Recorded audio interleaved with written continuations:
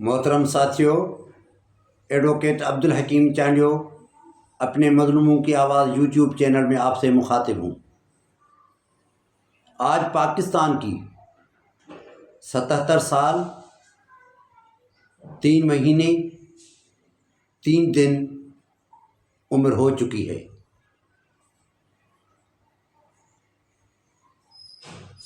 اس 77 سال 3 مہینے 3 دن کی جو پاکستان کی عمر ہے، اس میں کوئی جمہوریت نہیں، کوئی انسان کی آزادی نہیں، کوئی انسانی برتاؤ نہیں، کوئی اخلاقی اقدار نہیں، کوئی جمہوریت نہیں، جمہوریت کے جو اصول ہوتے ہیں وہ نہیں، فریڈم آف ایکسپریشن نہیں، فریڈم آف موومنٹ نہیں، freedom of interpretation of your ideology وہ نہیں، تقریر کرنے کی آزادی نہیں، تحریر کی آزادی نہیں۔ جو بھی آپ عالمی سطح کے اصول ہوتے ہیں معاشرے میں زندگی گزارنے کی، وہ یہاں پہ میسر نہیں۔ کیوں بنا یہ ملک؟ کیوں گئے یہاں سے انگریز؟ ایسٹ انڈیا کمپنی جو یہاں پہ آئی تھی، آ کر یہاں پہ پاکستان میں انہوں نے بڑے پیمانے پہ بزنس کیا، کاروبار کیا، اور یہاں پر جو انسٹیٹیوشنز کو مستحکم کیا، ریلوے نظام دیا، اریگیشن کا نظام دیا، یہاں پہ جو آپ کی ساری زمینیں تھیں ان کو سروے نمبرز الاٹ کیے، دیہوں کے نام دیے، تپے دیے، تعلقے دیے، ڈسٹرکٹ دیے، یہ سارا نظام جو تھا وہ انگریزوں نے کیا۔ انہوں نے ہر چیز بنائی۔ آپ نے کیا دیا؟ آپ نے ہمیں پاکستان بنانے کے بعد ہمیں کیا دیا؟ رسوائی دی، ذلت دی، پھانسیاں دی، کوڑے لگائے، علم چھینا، صحت چھینی، اخلاق چھینا، اقدار چھینے، رواداری چھینی، تہذیب چھینی، ثقافت چھینی، ہماری لینگویج چھینی، ہمارے ذہنوں پر، ہمارے شعور پر، ہمارے فہم و فراست پر اپنے غلبہ آپ کا مسلط کیا، اور ہمیں طویل عرصے سے آپ نے غلام رکھا، جمہوریت کو پروان نہیں چڑھنے دیا۔ آپ کا انڈیا کا ملک، جس کو آپ کہتے ہیں کہ ہندوؤں کا ملک ہے، جس کو کہتے ہیں آپ ناکام، وہ آپ کے ملک میں کرکٹ کھیلنے تک وہ تیار نہیں ہے۔ وہ پاکستان میں آ کر کرکٹ کھیلنے کے لیے ان کی منشا اور مرضی شامل نہیں ہے، وہ اس ملک میں آنا نہیں چاہتے۔ اتنی آپ کی سیکیورٹی رسک ہے ان ممالک کے لیے، ان ملک کے لیے۔ ساری دنیا میں آپ کے پاسپورٹ کی کوئی توقیر نہیں، تعظیم نہیں، عزت نہیں۔ ساری دنیا میں آپ کے کوئی بین الاقوامی سطح پر اچھے تعلقات نہیں، کسی کے ساتھ آپ جڑ کر چل نہیں سکتے۔ عالمی سطح پر آپ کا کوئی امیج نہیں ہے، ہمارے ملک کا کوئی بین الاقوامی سطح پر اچھا تاثر نہیں۔ کیوں نہیں؟ یہاں پہ سارے ادارے جو ہیں وہ کرپشن میں، سارے کرپٹ ادارے، سارے اداروں کو کرپٹ بنایا گیا، ہمیں عوام کو کرپٹ بنایا گیا۔ پہلے یہ تو تھا کہ آصف علی زرداری 10% ان پر یہ الزام تھا، اس پر یہ حقیقت بھی مان لیں کہ اس وقت یہ پہلے جو ہمیں یہ ٹرمنالوجی سننے میں آئی تو یہ سننے میں آئی 10% مسٹر آصف علی زرداری، لیکن اب یہ جو ہے یہ 10% نہیں ہے، اس ملک میں اب 90% آپ کی کرپشن عروج پر ہے. 10% کی بات چلی گئی. یہ تو بات تھی 88 کی. اب یہ 24 چل رہا ہے. 24 بھی اختتام پذیر ہونے والا ہے. لیکن اتنے عرصے میں، اتنے ٹائم میں آپ نے ملک کو اچھائی کی طرف لے جانے کے لیے کوئی جسارت نہیں کی، کوئی محنت نہیں کی، کوئی تکلیف نہیں کی. لیکن آپ نے اس ملک کے سارے وسائل کو لوٹ لیا، برباد کر لیا، ختم کر لیا. ہمیں بیماریاں دے دی. ہم سے آپ نے صحت چھین لی، تعلیم چھین لی، اخلاق چھین لیا، جمہوریت چھین لی، اقدار چھین لیا، اخلاقیات چھین لی، مذہبی رسومات چھین لی. بین الاقوامی سطح پر انسانیت کے کوئی اصول ہوتے ہیں. اسلام ہمیں اصول میسر کرتا ہے. اسلام رواداری سکھاتا ہے. اسلام ہمیں اخلاق سکھاتا ہے. اسلام ہمیں کرپشن کے خلاف ایک علم بلند کرنے کا فکر دیتا ہے. اسلام ہمیں رواداری کا فکر دیتا ہے. تو پھر آپ تو اپنے آپ کو کہلاتے ہیں کہ ہم اسلامک بھی ہیں، ریپبلک بھی ہیں. اسلام بھی ہمارے پاس ہے، جمہوریت بھی ہمارے پاس ہے. نہ آپ کے پاس اسلام ہے نہ جمہوریت ہے. جمہوریت ہوتی تو ذوالفقار علی بھٹو کو ضیاء الحق کے کہنے پر عدالت قتل نہیں کرتی، پھانسی نہیں دیتی. اتنے عرصہ گزرنے کے بعد اس کا جوڈیشل مرڈر ثابت ہوا. حمود الرحمن کمیشن پڑھنے کے بعد وہ اس کی تو جان چلی گئی. حمود الرحمن کمیشن آپ نے ظاہر کی، لیکن جس نے کے کہنے پر، ضیاء الحق کے کہنے پر عدالتوں نے یہ فیصلہ کیا کہ اس کو پھانسی دے دی گئی. 4 اپریل 1979 کو 4 اپریل 79 کو آپ نے elected prime minister Zulfiqar Ali Bhutto کو آپ نے پھانسی دے دی. ضیاء الحق نے دلائی، عدالتوں نے دی. کیا اس وقت کی عدالتیں ضیاء الحق کے اس ایکٹ کو کنڈیم کرنے کے بعد اس کو مجرم کہلاتی ہے؟ اس کے خلاف عدالتوں نے کوئی فیصلہ دیا کہ ضیاء الحق نے یہ جو کام کیا وہ غلط تھا، اس نے قتل کیا؟ اس کے کہنے پر ذوالفقار علی بھٹو پر بھی یہ الزام آپ نے لگایا تھا کہ اس کے کہنے پر قتل ہوا تھا. پھر ضیاء الحق نے تو یہ قتل کروایا عدالتوں سے. تو عدالت جو اس وقت جس جج نے یہ فیصلہ سنایا اور ذوالفقار علی بھٹو کو ہینگ کیا گیا، اس جج کے خلاف کوئی فیصلہ چلا؟ کوئی عدالتوں میں کیس چلا؟ عدالتوں میں کیس چلنے کے بعد اس کو سزا سنائی گئی؟ نہیں ہوئی. کیوں نہیں ہوئی؟ اس لیے کہ اس وقت فیصلہ کرنے والی جو عدالت تھی وہ اس وقت کے جنرل ضیاء الحق کے تابع تھی. اور جنرل ضیاء الحق آرمی کا چیف تھا اور پاکستان کا پریزیڈنٹ تھا. اس کے پاکستان پریزیڈنٹ ہونے کے ناطے سے اور صدر مملکت کے ناطے سے ہر چیز سے وہ مستثنی ہو گیا. ضیاء الحق کو آپ نے سزا نہیں دی، اس کو سزا نہیں ہوئی. ایوب نے آمریت مسلط کی، اس کے ایکٹ کو کس نے چیلنج نہیں کیا. اس کو عدالتوں نے غلط قرار نہیں دیا کہ آپ نے یہاں پہ جمہوریت کو پروان نہیں چڑھنے دیا اور آپ نے آمریت مسلط کی. یحییٰ کے عمل کو عدالتوں نے کنڈیم نہیں کیا. اس لیے ضیاء الحق کے عمل کو بھی کس نے کنڈیم نہیں کیا؟ اس جج نے جس نے ذوالفقار علی بھٹو کو پھانسی دی. اس کے آرڈر کے ورڈکٹ کے مطابق، ججمنٹ کے مطابق ذوالفقار علی بھٹو کو پھانسی دے دی گئی. اس کے خلاف کوئی فیصلہ نہیں آیا. بنگلہ دیش میں شیخ حسینہ نے اپنے والد کے قتل میں جو بھی لوگ ملوث تھے وہ مر تو چکے تھے، وہ زندہ نہیں تھے.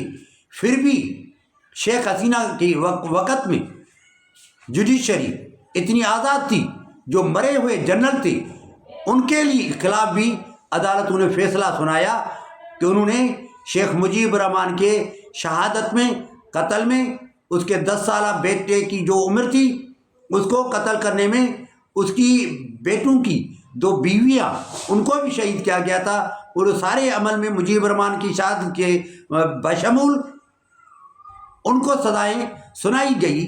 عدالتوں نے یہ فیصلہ سنایا۔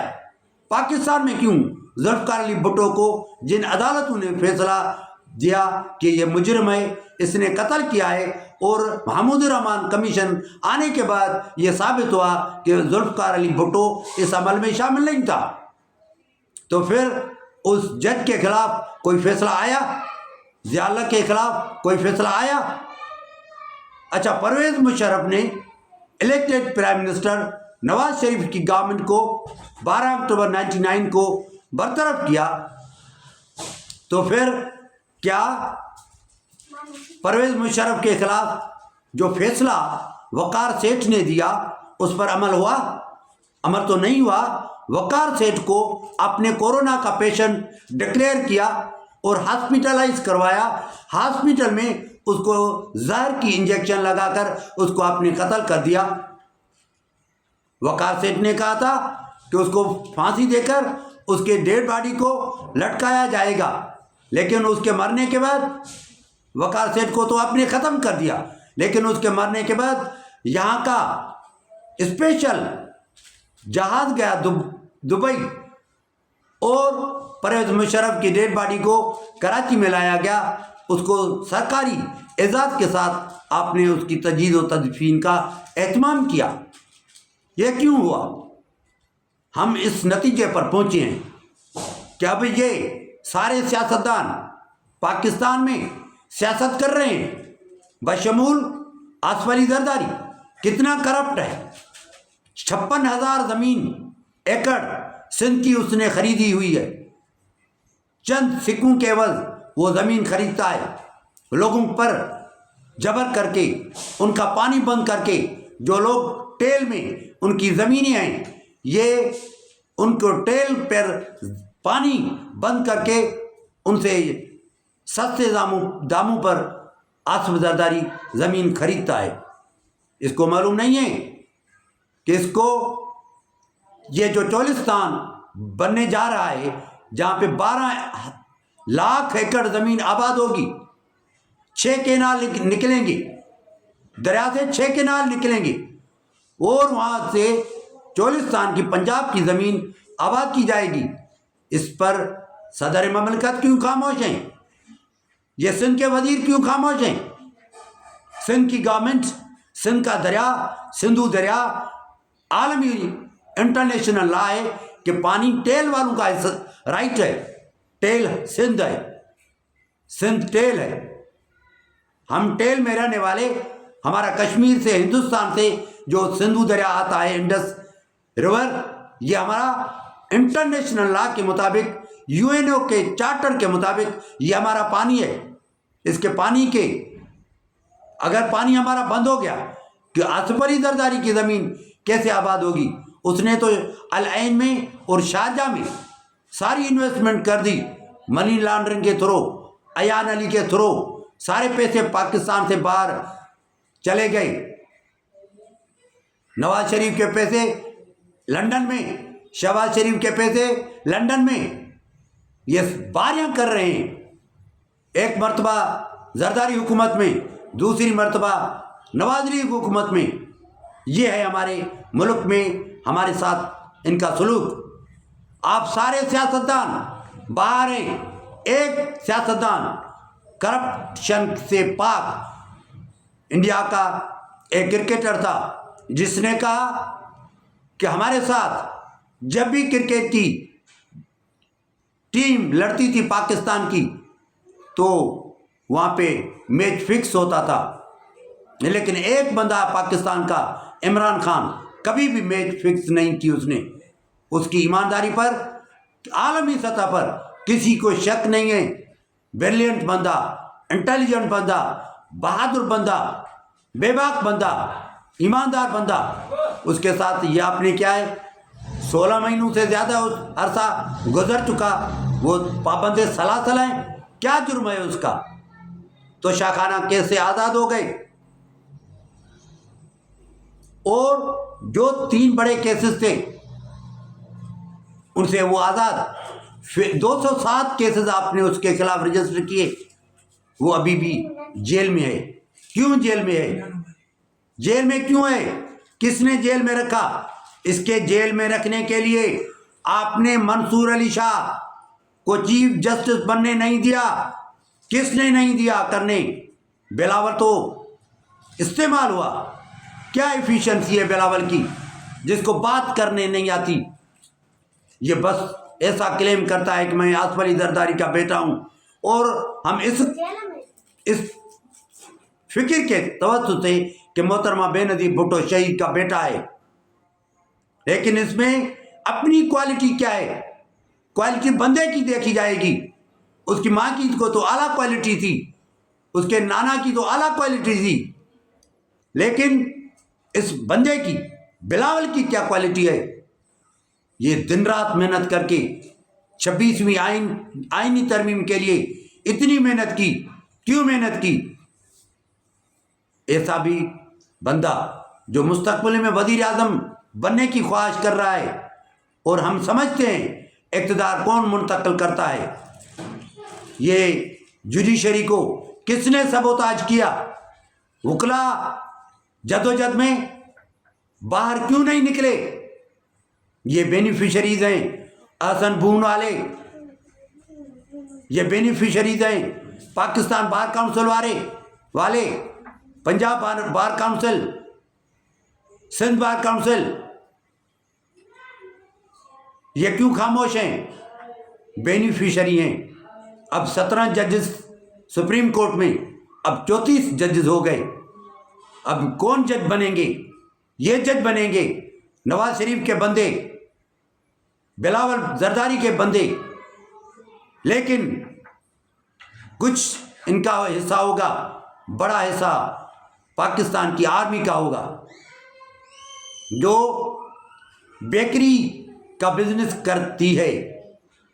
پاکستان کی آرمی ملک ڈیری کا بزنس کرتی ہے، بیکری کا بزنس کرتی ہے، بینک کا بزنس کرتی ہے، پارک، عسکری پارک جو ہوتے ہیں ان کی پیمنٹ ہوتی ہے۔ یہاں تک کہ حیدرآباد میں جہاں سے گاڑیاں نکلتی ہیں قاسم بینکور سے، ان سے کمیشن لیتی ہے آپ کی آرمی۔ آپ کے شادی حال ہیں، آپ کا کھاد کا کاروبار ہے، کیا کیا کاروبار آپ کے نہیں ہیں؟ 50 کاروبار آپ کی آرمی کرتی ہے، اور 20 ارب امریکن ڈالر آپ کے ایسیٹس ہیں بزنس کے۔ کیا دنیا میں آرمی ایسا کاروبار کرتی ہے؟ منافع بخش کاروبار۔ منافع بخش کاروبار آرمی کو قطعاً یہ اجازت نہیں ہے کہ آپ پرافٹیبل بزنس کریں، وہاں سے پرافٹ کمائیں۔ 1 اسٹار 2 اسٹار 3 اسٹار جنرلز آپ کے، تو آپ کو تو نفرت ہے ہندوستان سے۔ جاؤ نا سرحدوں پر، وہاں تو سپاہیوں کو بھیجتے ہو، حوالدار کو بھیجتے ہو، لائس نائک کو بھیجتے ہو، صوبیدار کو بھیجتے ہو۔ آپ تو بڑے بڑے محلوں میں رہتے ہو، بڑی بڑی قیمتی جو کنٹونمنٹ ایریاز ہیں وہاں پہ رہتے ہو۔ آپ کی بجلی نہیں جاتی، آپ کا گیس نہیں جاتا، آپ کے پاس پانی کا فقدان نہیں ہے، آپ کے پاس کسی چیز کی لوڈ شیڈنگ نہیں ہے، آپ کے بچے اچھے اسکولوں میں پڑھتے ہیں، پاکستان سے باہر پڑھتے ہیں، آپ کے پاکستان سے باہر آپ کے فارم ہاؤسز ہیں۔ پاکستان کے آرمی چیف جو بھی بنے ہیں سوائے اسلم بیگ کے، سارے پاکستان سے باہر ہیں۔ وہاں پہ بڑے بڑے جزیرے آپ نے خرید لیے، اتنی بڑی قیمت۔ ہر سال ہم زیادہ سے زیادہ مقروض ہوتے جا رہے ہیں۔ کیوں مقروض ہوتے ہیں؟ اس لیے کہ ہمیں جو IMF سے قرضہ ملتا ہے اس پر لون پر جو انٹرسٹ لگتا ہے، پینل انٹرسٹ لگتا ہے، کمپاؤنڈ انٹرسٹ لگتا ہے، تو پھر ہماری ساری اسیٹس جو ہیں وہ ڈیفیسٹ میں بجٹ ڈکلیئر کی جاتی ہے۔ सारी डेफिसिट में होती है। हम बहुत तंग आ चुके हैं। आपने अब जो 26वीं आईनी तरमीम की है, हम समझते हैं मंसूर अली शाह को क्यों आपने चीफ जस्टिस ऑफ पाकिस्तान बनने नहीं दिया। दूसरे नंबर पर जो मुनीब अख्तर था, उसकी भी आपने एक्सप्लॉइटेशन की, विक्टिमाइजेशन की, क्यों नहीं बने। इसलिए कि आपको ये तसव्वुर था कि मंसूर अली शाह आया तो पीटीआई को फ़रोग़ मिलेगा। मंसूर अली शाह आप हमारा बंदा नहीं है। मंसूर अली शाह का कोई सॉफ्ट कॉर्नर नहीं है हमारे लिए। लेकिन कानून ये कहता है, आइन ये कहता है कि जो सीनियर जज होगा वो सुप्रीम कोर्ट का चीफ जस्टिस बनेगा। आपने तो सारी चीज़ों को सबोताज कर दिया, बर्बाद कर दिया। जिसको चाहा उसको आपने चीफ जस्टिस बना दिया, जिसको नहीं चाहा आपने उसको चीफ जस्टिस नहीं बनाया। अब ये चीफ जस्टिस सुप्रीम कोर्ट का कौन बनेगा? जुडिशल कमीशन में आप बैठे हैं, पार्लियामानी कमेटी में आप वडेरे, जागीरदार, सरदार, खान और ये नवाब बैठे हैं। आप में से वज़ीर आज़म मुंतखब होता है। आप एमएनएस वज़ीर आज़म को मुंतखब करते हैं और वज़ीर आज़म वो होता है जिसको एमएनए वोट देता है। अब जिसको एमएनए सिफारिश करेगा, वज़ीर आज़म जिसकी सिफारिश करेगा, आप चीफ जस्टिस उसको बनाएंगे। आपको ये सोचना था कि आप अदालतों में इतनी जो मुदाखलत कर रहे हैं, आर्मी में तो आपकी मर्जी थी। 3 नंबर 4 नंबर का जनरल आ गया फर्स्ट नंबर पर, उसको आपने आर्मी चीफ बना दिया। लेकिन आर्मी आपका ज़ेली इदारा है गवर्नमेंट का, अदालत आपका ज़ेली इदारा नहीं है। वहाँ पे सीनियरिटी पर काम हो रहे थे। 77 साल 3 महीने और 3 दिन पाकिस्तान की उम्र हो चुकी है। कभी भी ऐसा वाक़या नहीं हुआ कि आपने इतनी इन्वॉल्वमेंट की हो अदालतों में, जो आप अपनी मन पसंदीदा लोगों को आपने चीफ जस्टिस बना दिया। सीनियर लोगों को आपने दीवार से लगा दिया। इमरान खान का जुर्म ये है, हक की बात करता है। अब हमारा 24 नवंबर को 50 लाख लोग इस्लामाबाद में धरना देंगे। ये हमारे कायद का, इमरान खान का फाइनल कॉल है। हम किसी से डरते नहीं हैं, इसलिए कि हम ईमानदार हैं। हमारा कायद ईमानदार है, हम किसी से नहीं डरते, ना किसी चीज़ की लालच है। अगर लालच में अगर हम आ गए तो हम आपसे डरेंगे।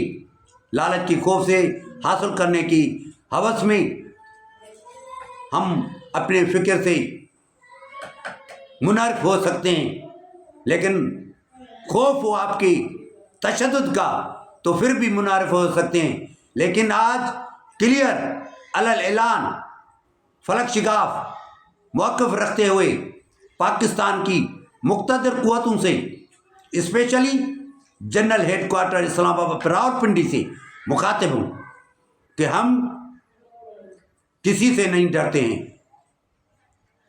किसी की लालच में नहीं आएंगे। 24 नवंबर को हमारा धरना होगा, तब तक धरना होगा जब तक इमरान खान आज़ाद नहीं होता, तब तक धरना होगा जब तक 26वीं आईनी तरमीम वापस नहीं लेते हो, तब तक धरना होगा जब तक मुंतखब वज़ीर आज़म इमरान खान को आप इक़्तिदार मुंतखब नहीं कर रहे हैं, मुंतकिल नहीं कर रहे हैं। इक़्तिदार मुंतकिल करो।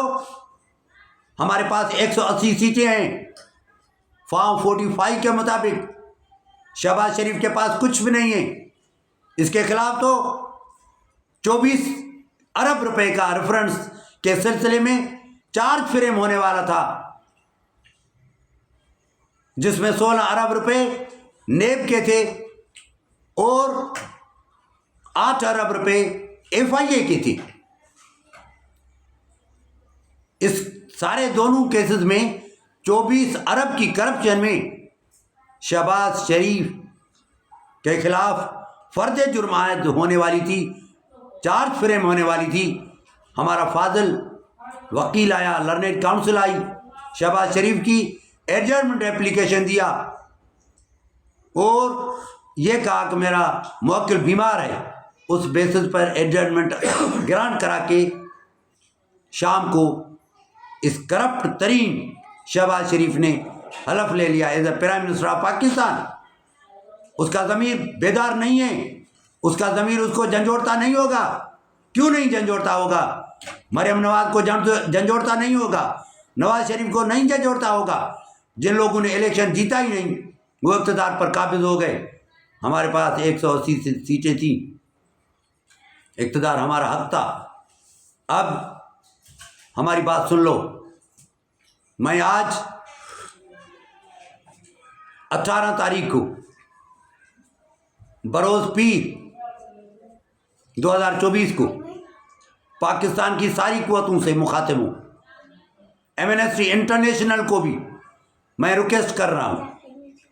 میرا request is also it is submitted before United Nations organization as well as Amnesty International, Human Rights Commission of Pakistan, all forces who are working for the betterment of human being, for the betterment of democracy, for the betterment of humanitarian grounds. They are requested that we the people of Pakistan are residing under oppression of military regime. Here is no democracy. Not in 77 years we have seen a single day our country in democratic process. Since 77 years Pakistan is under dictatorship of army and we are main target of tyranny from unrelenting, unsparing of Pakistan army.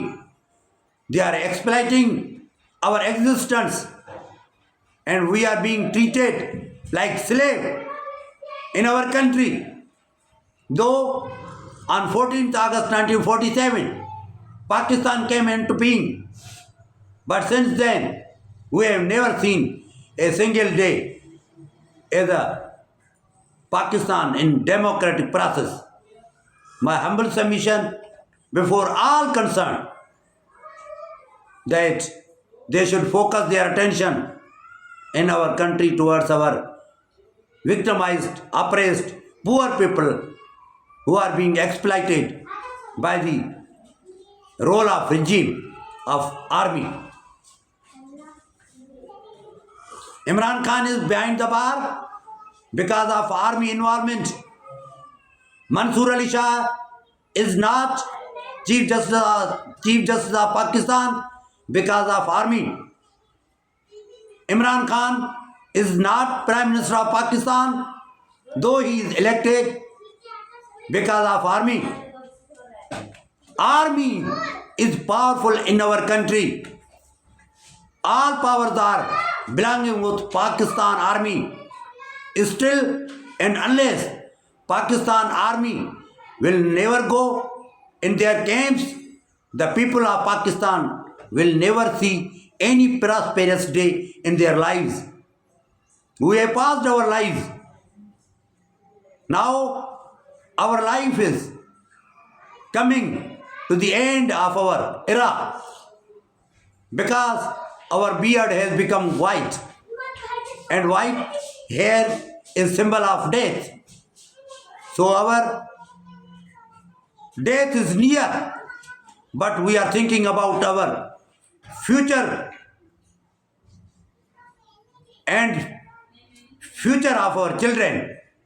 If this condition continue, our future of children will become darker as well as darkest.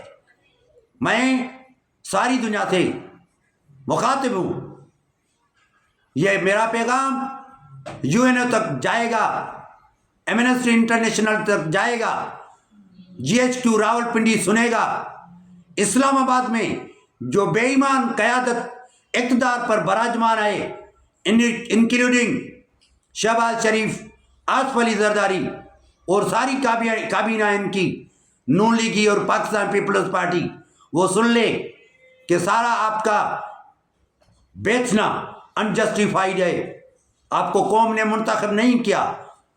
ہمارے leader کو jail میں رکھ کر آپ کو کیا ملا؟ آپ نے کون سی ترقی کی ہے؟ ہم آ رہے ہیں 24 تاریخ کو اسلام آباد میں. ہمارا پرامن احتجاج ہوگا, ہمارا پرامن دھرنا ہوگا. ہم نے جو دھرنا دے رہا ہے وہ خان صاحب کی آزادی تک ہم نہیں اٹھیں گے. اور یہ میرا پیغام being general secretary ILF Hyderabad region, میں ایک ذمہ دار فرد ہوں. 23 سالہ میری اسٹینڈنگ ہے ایز این ایڈوکیٹ. میں ایک ایک لفظ کے لیے میں سارے اداروں کے سامنے جواب دہ ہوں, انکلوڈنگ آرمی, ادر ادارے, ان کے سامنے ذمہ دار فرد کے حیثیت میں.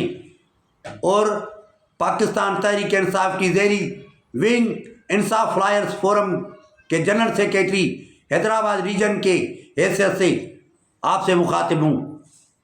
ہم آئیں گے 24 تاریخ کو, اپنے قائد کو آزاد کرائیں گے, اقتدار دلائیں گے عمران خان کو, اور 26ویں آئینی ترمیم جو آپ نے بنائی ہے اس کو ختم کرائیں گے انشاءاللہ تعالی. 24 تاریخ کو آپ کے ساتھ اسلام آباد میں ملاقات کریں گے. السلام علیکم.